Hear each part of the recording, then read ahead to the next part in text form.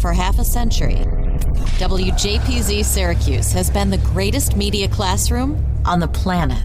We've trained students from the 1970s to the 2020s on how to run a professional radio station. But the lessons learned and relationships formed go far beyond studios and transmitters. Taking a look back through the eyes of those who experienced it. This is WJPZ at 50. Welcome to WJPZ at 50. I am John Jagay. Before today's guest was the talented Mr. Roto. Before he was at ESPN. Before he was at NBC. He was part of the Cray-Z Morning Crew. So excited to have Mr. Matthew Berry. Welcome to the podcast. Hey, John, thanks. My pleasure. Happy to be here. So I always start by asking folks how they ended up at Syracuse, because you kind of were all over the place as a kid. How'd you land at SU? I wanted to be in television, radio, film. I knew that was my major. And so very simply, I went to my high school guidance counselor. So I grew up in College Station, Texas, which is where Texas A&M University is. Yep. Most people are familiar with Texas A&M. And I actually worked my way through high school as a DJ. And literally, that was my high school job, was working as a local DJ. I was a rock and roll DJ for the local classic rock station, Matthew Rock and Roll Berry. Nice. Monday through Friday, 7 to midnight on KTAM, Brazos Valley's classic rock. I knew I wanted to be in TV, film, something like that. And I went to my guidance counselor and asked him, what the best broadcast school was.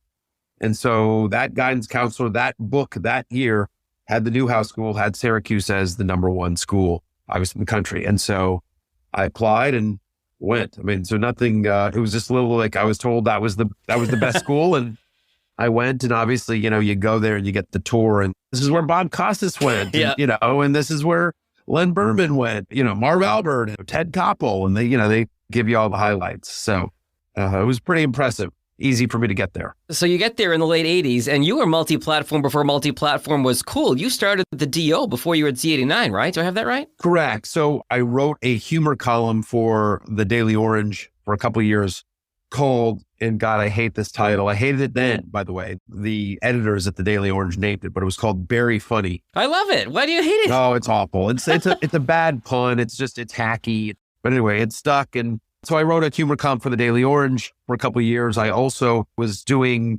mostly producing and writing, although I did a little bit of acting at what was then known as UUTV. Yep. It is now known as, I think, Citrus TV or Citrus Hill TV. Yep. But the student TV station. So I was heavily involved in that. So to your point about sort of multi-platform, I was doing written work on the student newspaper at the Daily Orange. I was doing TV at the student TV station, UUTV, and of course then Z89 and the Cray-Z Morning Crew. How did you get to Z89? Honestly, so I had kind of a circuitous route there. As I said, I had been a DJ throughout my high school career. 14 years old, I became obsessed with radio for some reason. And I started going to all the local remotes that the radio stations in my town would do. And I'm sure at first the DJs were like, who's this weird kid that keeps coming and just hanging out? But they soon realized I was kind of just a harmless, enthusiastic kid who loved radio. And I was, trying to be helpful. Hey, can I get you lunch? Can I, do you want me to hand out bumper stickers, whatever. And so eventually they started having me, hey, you want to come down to the station and answer phones? And I was like, you bet, and eventually a job opened up to run some taped programming. And I did that. And then I got to do some overnights as a DJ. And then Saturday and Sunday afternoons, I was doing some stuff. And then eventually my senior year in high school, the Monday through Friday, 7 to midnight show opened up. I had been doing good stuff on the weekends, and so they gave it to me. So that was my senior year of high school, is doing Monday through Friday, 7 to midnight. And Bryan College Station is a town of about 150,000. I want to say it's market 170 or something like that. Yeah. But it was a rated market. It was an Arbitron rated market back then. So there was a book. I finished number one men 25 to 54. Nice. Which was our demo. Obviously classic rock station was our demo. So I have an air check, right? And I get to Syracuse and I go to Z89 and I'm like, hey, I would love to, be on air here. And they're like, all right, you can start out doing 3 a.m. to 6 a.m., once a week. Yeah. And I'm like, yeah, I sort of did that when I was 15 years old. I've literally been a DJ in a rated market. I actually was number one in a rated market. Shouldn't I just sort of do afternoon drive or something? And they're like, no. Everyone starts at Tuesday, or you can do Tuesdays at 3 a.m. And I was just like, yeah, okay, no thanks. But then what ended up happening is some of my dear friends, people that I'm dear friends with to this day, many, many, many, many years after, but Kendall Lamar. Yep. And so Kendall Lamar and Adam Shapiro and Chris Lindsay. Chris Lindsay was my college roommate. And, I was dear friends with Kendall and Adam. And so they were doing the Cray-Z Morning Crew. And so they asked if I wanted to join them. So I snuck in through Kendall Lamar, who was, a Z89 legend, through his good graces. And I think at the time, Dave Gorab was the program director, and Dave and I were friends. At that point, like, my column was pretty popular and everything like that. And he was just like, this is stupid. I don't know why you're not on our air and why we're not doing stuff with you. So yes, into my junior year and then all of my senior year, me, Kendall, Adam, and Chris Lindsay did the Cray-Z Morning Crew together. And we would, not all four of us would be there every single morning, but we did a bunch of stuff. And so we had a lot of fun. Any specific bits or memories you have from the morning show that come to mind? We had a bunch of ones, and I'm trying to remember some of them. At the time, there was the Nike campaign around Bo Jackson. Bo knows. Right. And it was like Bo knows sports, Bo knows baseball, Bo knows football. It was all like about how, what this great multi-athlete Bo Jackson was. So we had a guy at the station that sort of sounded like Bo Jackson. And so we would use him to do this. We just had people call up and ask advice questions, love advice, relationship, work advice. The dumber, the better. And sometimes we would do it as well. We would write them and pretend they were emails or letters that we'd gotten. And so we asked Bo, all right, time for another episode of Bo Knows. Bo, my wife is having an affair with my brother. What should I do? It was stuff like that. I can't do the impression, but it was a lot of like, every answer was like, like, my wife is sleeping with my brother. What should I do? And, it sounds like, you and your wife aren't on the same page and really need to work on some communication. And maybe it would help if, you just bought everyone a pair of my Nike shoes. Oh. And so that was like, every single answer somehow related back to the person's issue would be solved if they just bought a pair of his Nike shoes, because that was the whole campaign. And so we had fun with that. Chris Lindsay was also called the Panther of Love. And so we did relationship advice also with him. What else did we do? We had a bunch of different, I'm going to text them right now, and I'm going to see what they say. All right, text them now. Well, text them now when it comes back. I'll see if I get an answer. Yeah, we're recording this 11:30 Eastern, so Kendall's probably doing his morning show on the AMP platform right now. And shout out to Kendall, by the way, who connected the two of us, former guest on the podcast. While you're texting him, once you're done sending that text, I do want to ask you, everybody knows you for your sports and your fantasy experience, but when you got out of Syracuse, that wasn't where you started. No. What you're talking about there, John, is you're talking about my showbiz career. So, as we talked about my Syracuse career, I spent most of my time at UUTV, at the student TV station. And so I really enjoyed, sort of running and producing. I did a show called Uncle Bobo's World of Fun. It was a sitcom about a terrible TV show. So the premise of the show was, and speaking of the Cray-Z Morning Crew, by the way, Chris Lindsay played Uncle Bobo as well. But the premise of that particular sitcom was that it was a children's show host. This is before Krusty the Clown, by the way. It was very similar to what Krusty the Clown is on The Simpsons, but this is pre that character. But the idea was basically a children's show host who, off camera was a beer guzzling, alcoholic, women chasing, just, the worst person ever possibly that should be hosting a child show. And he did it on a low rated kind of UHF station, and so the idea was that, like, cause we knew we didn't have great equipment and that there'd be boom shots and, stuff like that. And so it was explained away by the fact that it was on this crappy station. Love it. The show within a show. And so we did that, but I really enjoyed that. And we ended up doing, I think, 20 episodes of the show over 2 years. And I really enjoyed that. And so after Syracuse, I moved out to Hollywood. And I moved out with a guy named Eric Abrams. Chris Lindsay also came out, and like a bunch of those guys ended up coming out with me. But Eric Abrams was my writing partner on Uncle Bobo, and we moved out to Hollywood to pursue a career as screenwriters, TV and movie writers. And so how did that go? And you ended up doing a few different things out there, including one of my favorite TV shows of all time, Married with Children. I know you were on the last season of that, right? I was, yeah. I mean, so we, I ended up in the Syracuse network is strong. And I went out there, and basically anyone that had graduated from Syracuse that had done anything in the I wrote them an email or a letter. And I said, listen, I just graduated from Syracuse and want to pursue this career. Could you meet with me? Would you give me, 15 minutes of your time, 20 minutes of your time to sort of talk through, give me some advice? That's great advice for a current student too, is asking someone 15 minutes of their time. And this is what I did. The advice I give to students now is like, don't write up and say, hey, I want a job. Right. Because that's all they get. the 24/7, can you get me a job? Can you give me a job? I literally would say like, hey, I'm not asking for a job. I literally just want some advice. Are you willing to give me 15 minutes, 20 minutes? I'll come to wherever you are. Right. I will get on the phone, make it super easy for you. Just, will you happily give me 15 minutes of your time? And I'm not asking for a job. And so what you do there is by doing that, you disarm them and you're like, okay, sure, I'll give you advice. When I was starting out, I needed advice. What I tell students, I said, if you go there and you're prepared and you've done research on the person you're talking to, you're not just like, how do I get my start and how do I become famous? And it's not that, but you're just like, hey, you did X, Y, and Z. Tell me about how you got to X. What can I personally learn from your experience with Y or whatever? If you come prepared and you're nice and you're polite and, you're interested, at the end of the 15 minutes, some of the people will say like, well, good luck to you. But some of them will say, you know what, you seem like a nice kid. You know who you should talk to? Right. Actually, my buddy down the hall is actually looking for somebody, and now there's a personal connection and now they're probably more prone to be willing to try to help you and go a little bit further than just getting a cold email or call, from somebody asking for a job. The old analogy is that anybody's favorite topic generally is themselves. So if, like you said, Correct. I love that point of if you've done your homework about the person you're talking to and you want to ask them about their story, that's such an easy way to start a conversation. Sure, I'll tell you about myself and what I've done. And I love that advice for our current students and young alumni. Yeah, listen, everyone likes talking about themselves, right? And I'm no exception, right? I mean, obviously, so I'm sitting here doing the exact same thing. And so I think if you just give them an opportunity and a forum to do that, my very first job out of Syracuse actually was, again, thanks to Syracuse. So when I was at Syracuse, I was also the president of the National Academy of Television Arts and Sciences. We had a chapter there.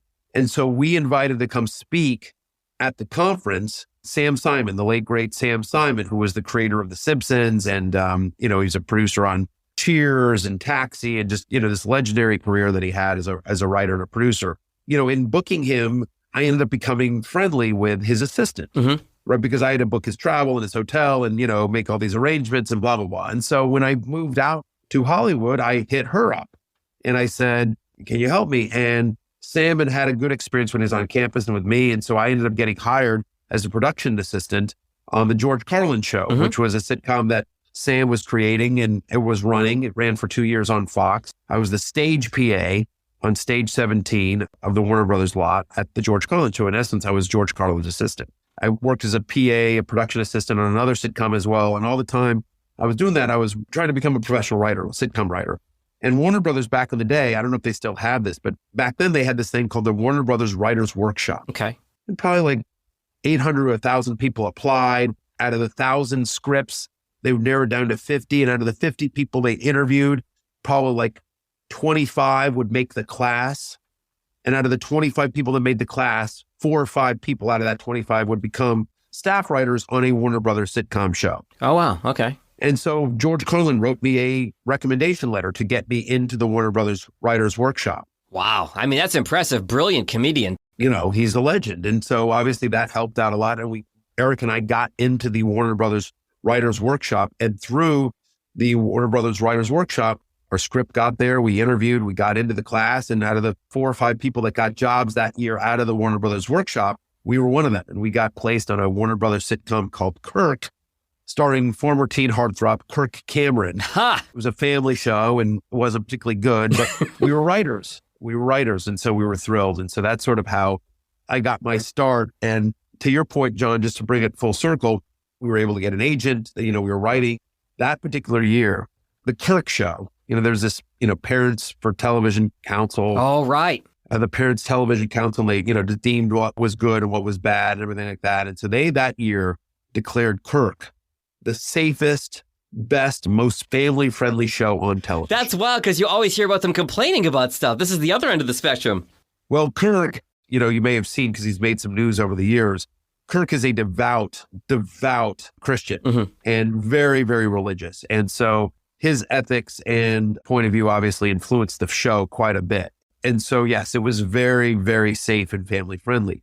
And so I was very proud that we did a show on that. We did that year. We were on the safest, most family-friendly show on television. And then the very next year, we went to the show that the Parents Television Council had declared the worst, most unfamily-friendly, the least desirable show, Married with Children. So yes, we went and wrote on Married with Children. We did 28 episodes of the show. And I had an absolute blast doing that. In the mid-90s, I was a teenager, and my brother was probably 10, and my parents and my brother and I would watch the show together. And then I remember my mom's parents came to visit from Florida and saw that we were watching this show together as a family. And they were just completely mortified. Like, you let your kids watch this? This is awful. But it was, to this day, one of my favorite shows ever. Oh, yeah. And it's not a show you could ever get away with now on TV. No. But it was really fun. And, everyone in that cast was great. And it was, just sort of on rails. And what's hilarious is that for all its bawdiness, and for all of its warts, for lack of a better way to phrase it, like at the end of the day, Al Bundy was married. I mean, he constantly complained about his wife. He didn't like his kids. He hated his job, everything like that. But he never cheated on Peg. Right. He was tempted all the time. He constantly talked about how he wanted to, and he didn't like her, and that he didn't want to sleep with her. And Peg was lazy on the couch, eating bonbons and the whole thing. But the fact is that at the end of the day, he always came home to Peg. He always came home to Peg. He always would do whatever he had to for his kids, for Kelly and Bud. And, in their own weird way, they were really, truly a family. And so I had a blast on that show and remember that fondly. That's fantastic. And then one of the things when you keynoted our banquet a few years ago, you talked about finding your niche and finding your sweet spot. So how did the transition go from writing for television, from everything from Kirk Cameron to Married with Children to into the sports world? Well, I've always been a sports fan. In fact, my friend Adam Shapiro, who I'm literally on a text chain right now, I think he was a sports director at Z89 back in the day. And so he had a sports call-in show as well, and on the weekends. And so I would call in sometimes. And I always loved sports, always loved it. It was my passion. And I never thought a career in sports was for me. Mm-hmm. I never thought a career broadcasting sports was for me. But what ended up happening is that, I'm obviously a massive fantasy football player. When I was at Syracuse, I got invited to join my very first fantasy football league. Mm-hmm. By a guy named AJ Mass, who worked on Uncle Bobo with me and is still to this day, a writer and editor for ESPN in their fantasy department.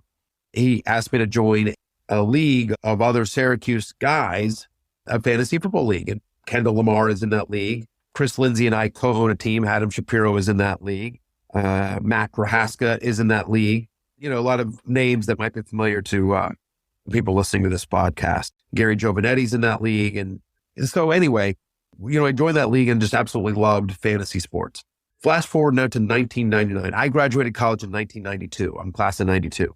Mm-hmm. 1999, there's a website called Roto World, and they are advertising for fantasy sports writers. Okay. And this is 1999. This is the age of dial-up. People that are younger, probably don't remember this at all. But to get onto the internet, you had to dial up to get to the internet, and they're all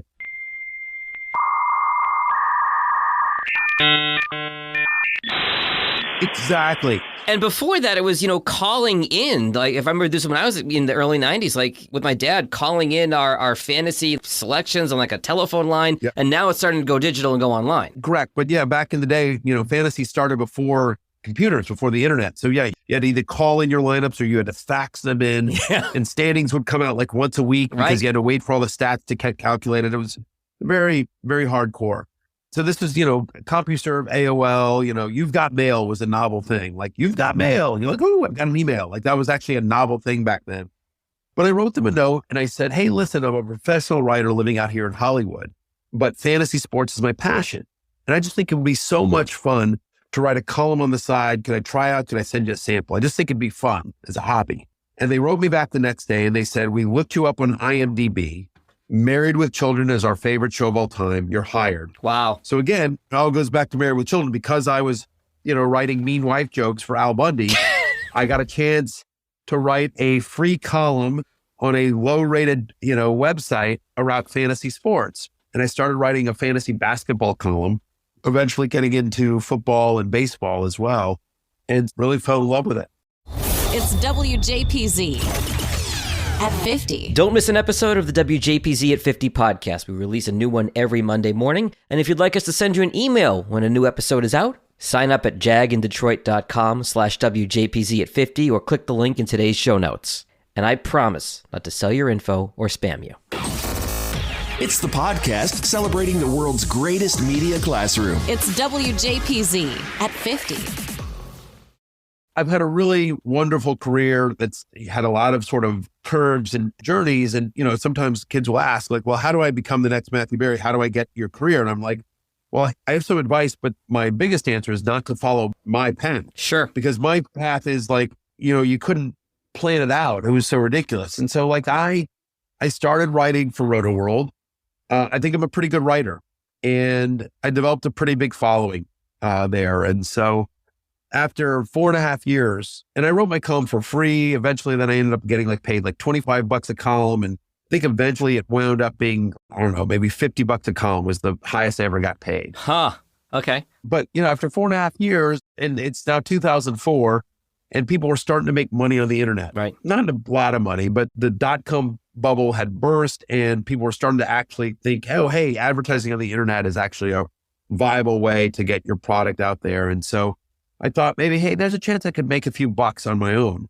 So I decided to leave Roto World and start my own blog. Again, literally just thinking like, hey, maybe I'll just make a few more bucks on the side. And then I felt like I had a big enough audience that I could justify that. Mm-hmm. And so I did that. And what I realized quickly was that I didn't have any money to buy any advertising. This is pre-social media. Forget Twitter, Instagram, TikTok. There was no Facebook. There wasn't even MySpace at this point. Like there was just, how do I get the message out that, hey, I've got this new website over here?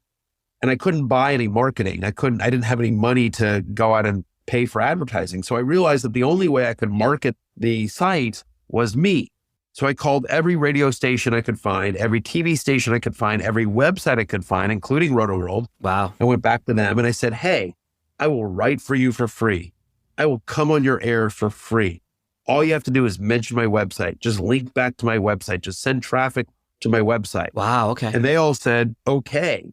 I wrote for rotoworld.com. I wrote for the Sporting News. I wrote for MLB.com, NBA.com. We did some stuff for CBS Sports, kept, just doing whatever I could. One of the places that I went to was ESPN Radio. Mm-hmm. So a guy named Steve Mason, from Mason in Ireland. First, he was at Fox Sports. And randomly, he was at Fox Sports at the same time as a guy named Jason Smith, who's also, proud Syracuse alumnus. Yep. And Jason's done really well for himself. Anyway, so I go in. Steve Mason is a fan of my column and has me on for a segment. And then that leads to 2 segments, leads to, why don't you stick around for an hour? Why don't you fill in? And eventually I just started doing a bunch of stuff with ESPN Radio. And eventually Steve left Fox Sports to go over to ESPN Radio in LA. And so he was doing that and he brought me over there and I did some stuff there and I kind of got into the ESPN ecosystem. And so I was starting to do some stuff with ESPN Radio in LA. And then I met a producer from Cold Pizza, if you remember that TV show. Yeah. Yeah. And, I said to the Cold Pizza producer, I said, hey, why don't I do a weekly fantasy sports segment for you guys? Like I'm already doing stuff for ESPN Radio in LA. I'm kind of in the family. And they were like, okay, we'll give it a try. And so we did that and they liked it. Then I ended up meeting somebody from ESPN News. And I said, I'm doing this segment for Cold Pizza and I'm doing, radio in LA. I'm kind of in the family. Why don't you let me do a segment on ESPN News? And they said, okay. And then from there, I met somebody from ESPN, the magazine. And I said, listen, I do these segments for ESPN News and I'm, on Cold Pizza once a week and I'm doing hits for ESPN Radio in LA. I'm kind of in the family. Why don't I do some writing for you guys on the magazine? And they were like, okay. And I just kept kind of doing that, piece by piece and meeting people in the company. And eventually in 2007, ESPN came to me and they said, we think fantasy football is big enough that we've been talking internally. And we've been talking about how we need a guy. We need to find our Mel Kiper. Who's our Mel Kiper of fantasy football? Right. We need to find a Mel Kiper for fantasy football. And they're like, we like all the work you do for us. And at that point, the website, my Talented Mr. Roto website, the blog that I'd started was profitable. No one was buying, yachts or anything like that, but we were in the black. We had a nice little subscriber base. I'd spent the last 3 years kind of building it up and we had a good reputation and some other good writers that worked with me. And they said, we'd like to buy your website, move you out to Connecticut and make you the guy. Wow. And all along that whole time, I've been earning my living as a screenwriter. I was writing for TV. I was writing for movies. I wrote a number of movies, almost none of them got made. Only one of them actually got made. But I was, I was a working writer in Hollywood, working on good projects. But I was sort of disillusioned with the Hollywood process. And I found myself, when I woke up in the morning or went to bed at night, what I was thinking about wasn't the script that I was working on, whatever script I was working on, I was thinking about the website. Yeah. What could I build? How can I do the website? What can I do there? What kind of angles can I do? And so I realized that this was just kind of an amazing opportunity. So I sold them my website and then quit show business, and I moved out to Connecticut, and it was a 2-year deal. They were going to buy my website, and the price that they were buying my website for was, a certain amount of money. And then there was extra amount of money for me to go work for ESPN, called an earnout, quote unquote, running the site, but also basically being a fantasy sports talent for them. Mm-hmm. So it was a 2-year deal. And I was just like, well, if it all crashes and burns, I'll have been on ESPN for 2 years and I'll figure it out from there. That's probably not a bad thing to have on your resume. And I ended up doing 15 years there. The 2 years went well, and they signed me to a contract, and then another contract, and then another one. And ultimately, I ended up doing 15 years at ESPN. The two real takeaways I have from that story are, one, the hustle of just reaching out to every radio station and TV station and website and like, hey, I'll talk fantasy for free if you just promote my website. I think you deserve a lot of credit for almost being ahead of your time there. Yeah. And then also following your passion and saying, I'm here, I've got my gig, writing in Hollywood, but if this is really what gets my juices going is the sports and the fantasy, like, why not? Follow your heart. And you did that. Thanks. There's one other lesson there, but both those things are correct, right? Mm-hmm. I was making a really nice living in Hollywood, but my passion was, to your point, the fantasy sports site. And I thought, I really want to try to make a go of it. And really what happened is that, I skipped over a couple of important steps. In 2005, mm-hmm. I went to my writing partner. I went to Eric Abrams, who's also Syracuse 92. And I said, hey, the only thing that really makes me happy is this dumb fantasy sports website. I just said, listen, I'm going to quit. I'm just giving you a heads up. I'm going to give you a year's warning. Let's you and I write one more script. We'll split the money. And then at the end of this year, I'm going to go try to make a career of fantasy football. And this is 2005. And so it's really nerd and niche, and, the internet isn't what it is. And I'm like, look, I'll probably make $10,000 a year. I'm probably going to fall flat on my face, and I'll have to, do some minimum wage job just to make ends meet. But this is what makes me happy. And I just want to pursue happiness. I just want to chase happiness. And so, what's crazy about that is that by doing that, John, mm-hmm. just by chasing happiness, I become so much more successful than I ever was in Hollywood. Huh. Yeah. I always joke about this, but I had to leave. I've made so much more money doing what I do now than I ever did as a Hollywood writer. And it's so funny. I was talking about the fact I had to leave Hollywood to win an Emmy. I won my Emmy, not in Hollywood, but in Bristol, Connecticut. Yeah. I was never on camera in Hollywood. But as soon as I left Hollywood and pursued my passion, I got out from behind the computer screen and in front of a TV screen. And not just a TV screen, but I'm in a movie, right? I did a cameo in Avengers Endgame. Right. It's insane to think about, right? But by leaving Hollywood, I was able to get into Hollywood movies, so it's just crazy. But the thing is that if I'd planned any of that, it wouldn't have happened. All I did was I pursued my passion and what made me happy. And I figured if I could just pursue this and get good at this, good things will happen. I didn't have a grand plan.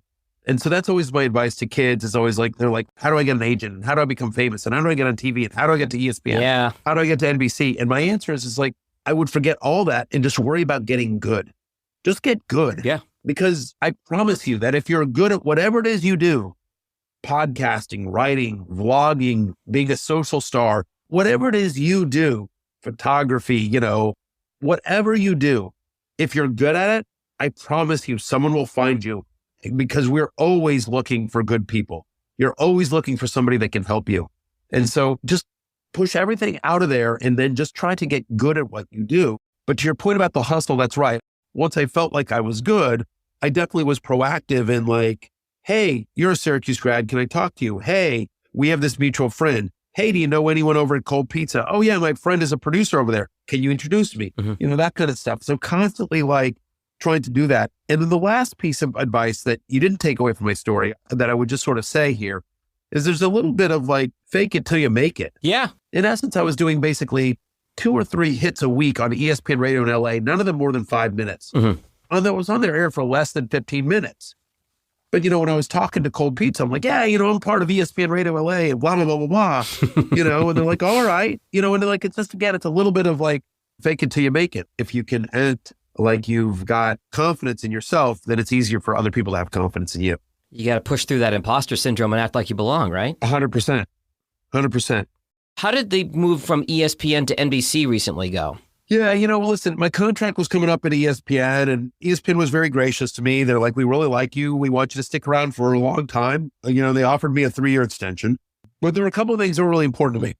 Number one is, and as you heard sort of my story here, John, I think you can realize, or anyone that's listening to this, realize that I'm secretly an entrepreneur, right? Yeah. I'm secretly an entrepreneur at heart. I love building stuff. I love being creative. I love being entrepreneurial and hustling, as you say. And so one of the things that I did while I was at ESPN is I had a company called Fantasy Life. I wrote a book called Fantasy Life. It was a New York Times bestseller. It debuted at number 5 on the list. Spent many months on the list. Did really well for me. I'm really proud of that. It took me 2 years to write, and I think it's the best thing I've ever written. So if you're a fan of my writing, I would highly recommend buying that. We'll link it in the show notes. Yeah, you get a used version of it on Amazon cheap. But after the success of Fantasy Life, I decided that I thought there was a chance to build on that brand and create a company around that brand of Fantasy Life, and I've done so. There's a whole ecosystem around the brand Fantasy Life. There's a website at fantasylife.com. We do a free daily newsletter to over 300,000 people. The Fantasy Life newsletter. There's an app, the Fantasy Life app, which is great. Also free. The alerts are ridiculous. And it's a big ecosystem, and it's a big company. And we're now at I think 11 full-time employees. And so it's done really well. And I had a carve out for this in my previous contract with ESPN. And ESPN came to me and they said, we want to sign you to an extension, and we want you to, stick around, and we really like you, but you're going to have to get rid of Fantasy Life. We want you focusing on ESPN and purely ESPN. And so there was that issue, and I didn't want to give up Fantasy Life.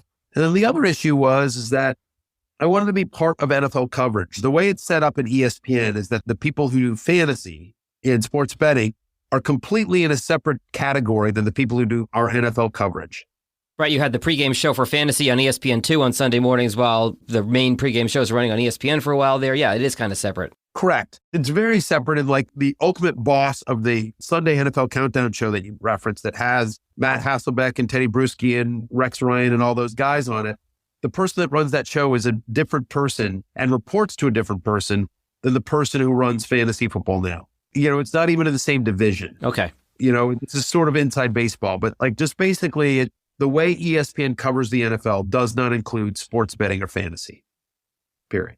And it was important to me, as I've tried to always push the ball forward for fantasy sports, for sports betting now, more recently, now that it's legal, that it be part of NFL coverage, because I believe in a big way, John, that is one of the major ways, candidly, that fans engage with the NFL. They root for their team. They like to tailgate, but they also have fantasy players in games that they're watching. And in a state where it's legal, they've got money on the game or money on a player. I'm glad you went there, because I was going to ask you if you felt like the advent of legal gambling is almost doing for the NFL and sports now what fantasy did back in the day. And as an example, I grew up in Boston. I'm a Patriots fan. So for 20 years, I got to sit back and watch my team destroy everybody and love football. And now that my team is back toward the middle of the pack, I've actually started gambling on the NFL more, because I kind of like that extra juice and that extra thing to root for, because I'm not just sitting back watching Tom Brady destroy the entire league anymore. Exactly. It gives you both fantasy and sports betting are very different pursuits, but they both have at its core a similar appeal, which is it gives you a rooting interest in a game that you might not otherwise care about, or it gives you more of a rooting interest in a game that you do care about. At any rate, it was important to me to be part of NFL coverage. And so, we had some conversations, my agents and I, and I felt pretty confident that if I left ESPN, that I would be able to be a part of NFL coverage somewhere. We had a number of really good conversations. And so I made the decision to leave ESPN and once again sort of bet on myself. NBC was great. And when I met with them, NBC basically said hey, we really love you. And they made me a very generous offer in terms of what they're paying me. But beyond that, they just basically said 2 things. Number one is, we will make you a part of our NFL coverage. We're going to put you on Football Night in America. You will be part of the biggest pregame show in the world. Yeah. The highest rated TV show, forget sports, just the highest rated show on TV right now is Football Night in America. Again, after you leave LA, you go to the highest rated show on TV.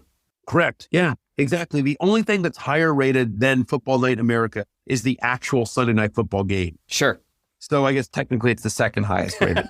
They were like, we're going to put you on Football Night in America. We'll make you part of our NFL coverage.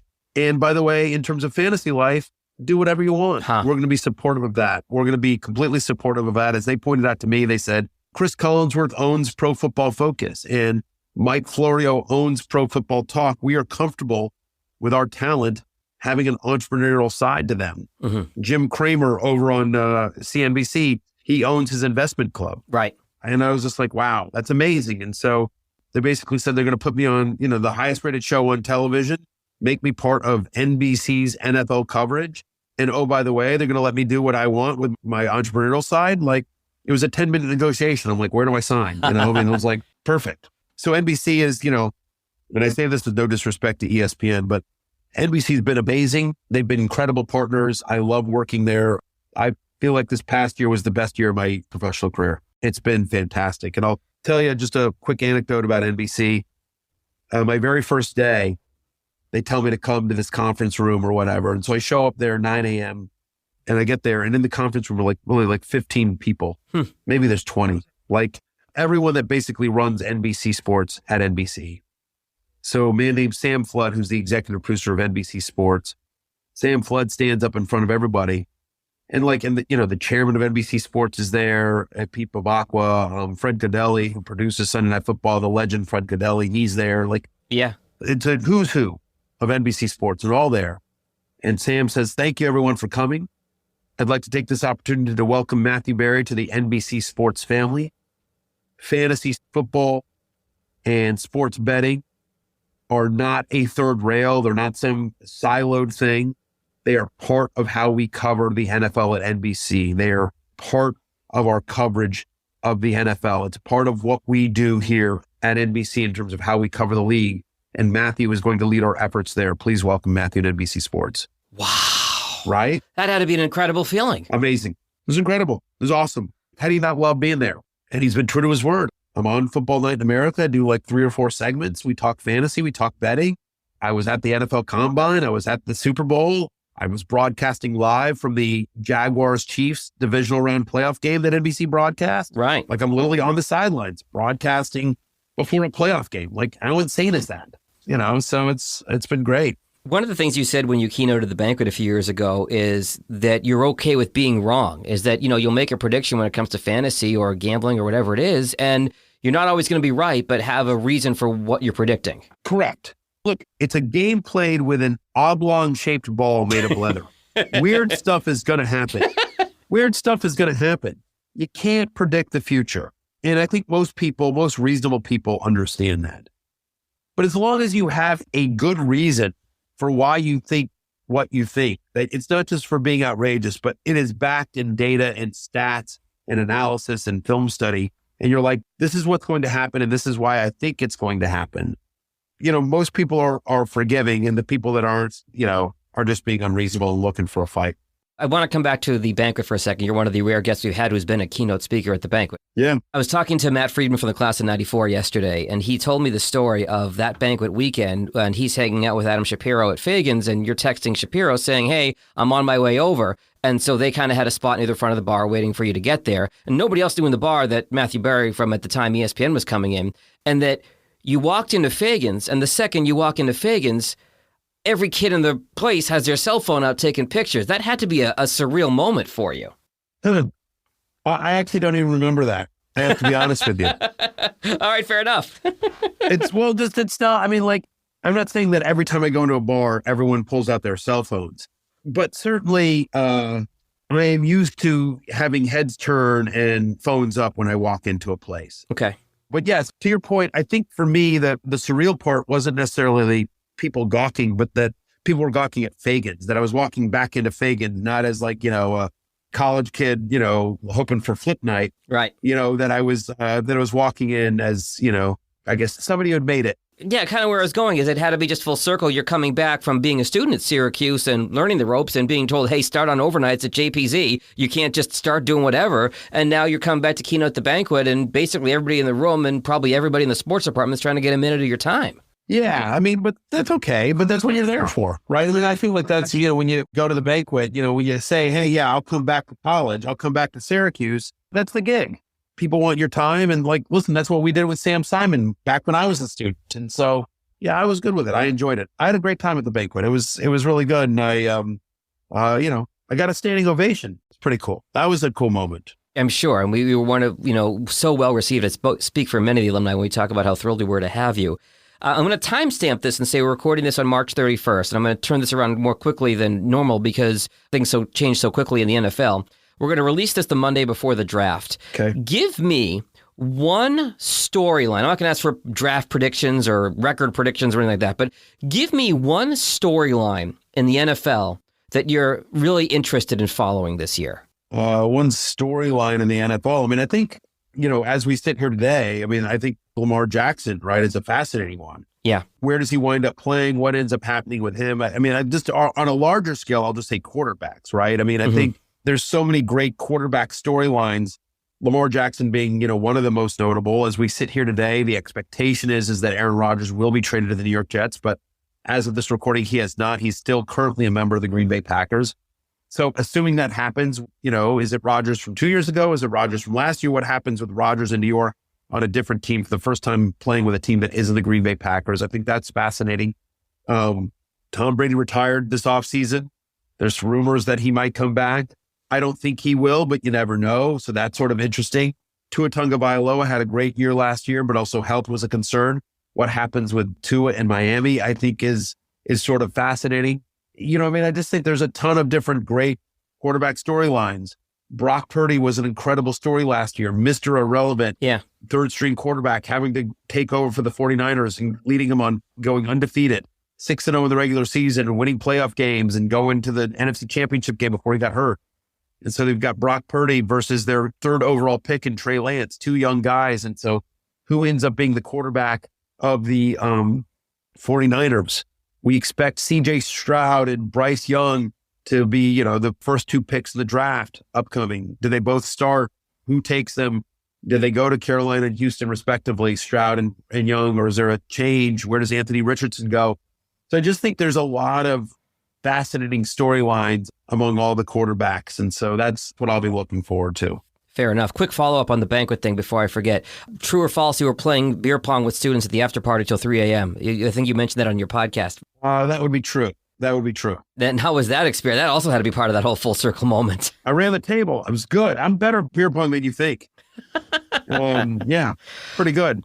Pretty damn good.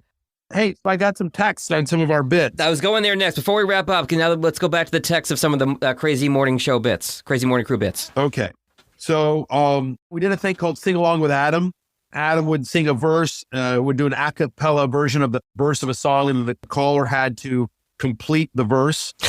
So we did a whole thing with Sing Along with Adam. We did a weekly report on Beverly Hills 90210, the 90210 report. So, we always thought that was funny, like a bunch of dudes talking about Beverly Hills 90210. We always did that. I think we at one point, I don't know if we ever actually did it or if we just pretended that it happened, but at the War Memorial, they were having tryouts for the American Gladiators. And so we made Adam go down and try out, or at least we said we were doing that. And so we talked about how terrible that was. So those were some of the stuff we did. And, we had a lot of fun.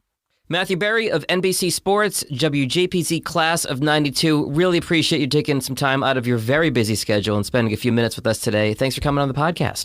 Thank you, my friend. Go Qs. The WJPZ at 50 podcast is created entirely by the staff and alumni of the world's greatest media classroom. It's hosted by John Jag Gay, class of 2002. Editing help from James Bames Grundy III, class of 2020. Imaging by Maureen Cooper, class of 1999. And Ed Lacombe, class of 1985. Podcast artwork by Marty Dundix, class of 2001. Follow WJPZ at 50 on Apple Podcasts, Spotify, YouTube, or wherever you're listening right now.